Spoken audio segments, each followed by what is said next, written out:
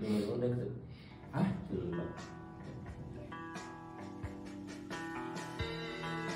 Ya, untuk Rumor Studio sendiri kita bergerak di bidang produksi musik untuk menggarapan karya-karya dari teman-teman band, musisi atau solis yang ada di Sukabumi utamanya, tapi kita juga memungkinkan untuk ada musisi luar dan kesini untuk rekaman karena ada beberapa. Terus kita juga ada beberapa workshop tentang cipta lagu, penulisan lirik atau audio, tentang audio mixing mastering kayak gitu. Juga kita ada beberapa sharing session sama teman-teman yang biasanya mau belajar, sama-sama belajar.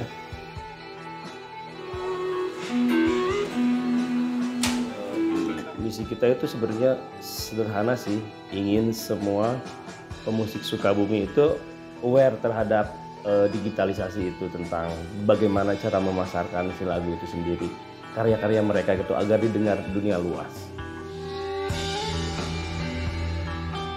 Sebenarnya kayak buat kasih solusi buat teman-teman musisi Sukabumi buat kayak pentingnya suatu artwork dari desain untuk sebuah lagu gitu, untuk media promonya, karena si lagu sendiri itu bisa divisualisasikan berupa artwork gitu, biar orang pertama lihat dari artworknya dulu baru mereka tertarik untuk mendengarkan lagunya itu juga.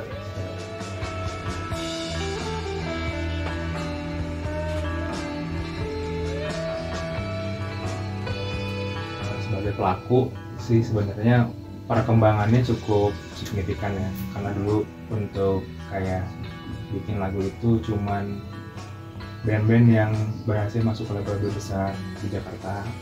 Terus kalaupun ada di Sukabumi juga untuk konsumsi dirinya sendiri, jarang untuk dipublikasikan. Sedangkan ketika kita ada, yang saya rasain adalah teman-teman Sukabumi jadi lebih expand ke depan gitu, lebih berani ngerilis karya-karyanya untuk didengarkan secara nasional maupun internasional kayak gitu. Sebelum ada Room Hour itu, kebanyakan teman-teman kita ya, termasuk saya sendiri itu masih gak terarah gitu. Bagaimana cara baiknya merilis lagu, kita hanya tahu nge-upload aja pun itu susah gitu. Katakanlah YouTube, Spotify, Joox, cara memonetasi si karya itu sendiri gitu. Karena banyak yang kita cuma upload doang, dan ketika lagu kita rame, kita nggak tahu penghasilan kita berapa gitu. Di sana Room Hour hadir untuk mengakomodir teman-teman yang pengen rilis lagu, dan mereka tahu berapa pendapatan mereka dari pendengar itu, dan ada penghasilannya. Kalau misalkan orang tua kita nanya, ngapain sih kamu ngeband? Nah, sekarang kita jawab, kita ngeband itu bisa menghasilkan.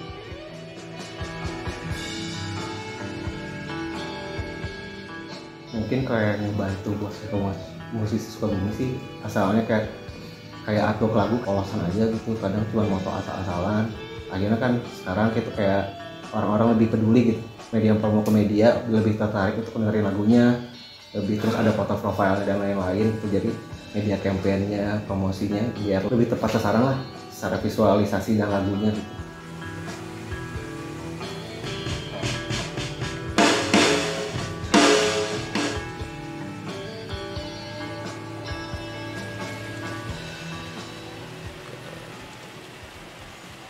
Momen yang paling seru sih sebenarnya kalau kita lagi ngumpul bareng-bareng main game, terus masak lah di luar musik gitu kan.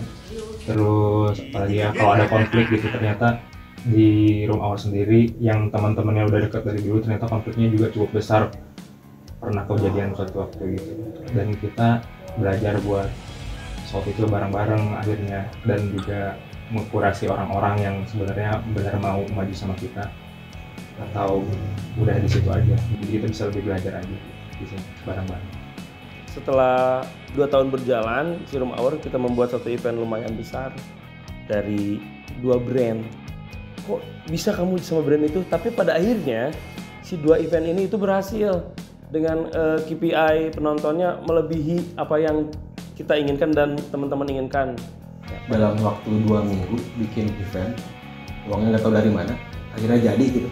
Tanpa persiapan akhirnya gas aja, akhirnya jadi. Terus akhirnya untungnya penontonnya agak banyak gitu, jadi orang kita jadi puas lah gitu ya.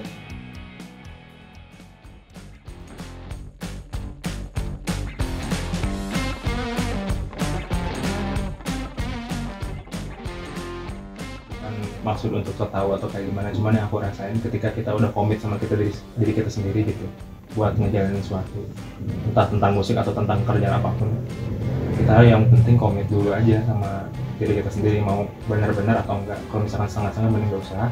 Kalau misalkan mau komit sama diri kita sendiri ya lanjutin, nikmatin prosesnya walaupun berat, terjal, banyak jatuhnya, cuman ketika kita serius bakal berhasil juga nanti dan bakal bahagia pada akhirnya. Kalau saya sih pribadi, karya kita cukup didengar banyak orang dan dihargai, itu merupakan kebahagiaan terbesar. Apalagi bisa merubah lingkungan dengan karya kita sendiri itu atau kehidupan seseorang. Yang kita suka, yang penting kita bahagia gitu. Makanya kalau misalnya emang kalian suka ya udah jalanin aja gitu. Kalau misalnya fokus berkarya sambil kerja ya gak masalah gitu.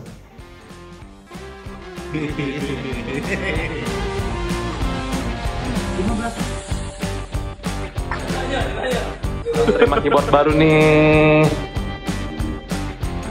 Listen to you.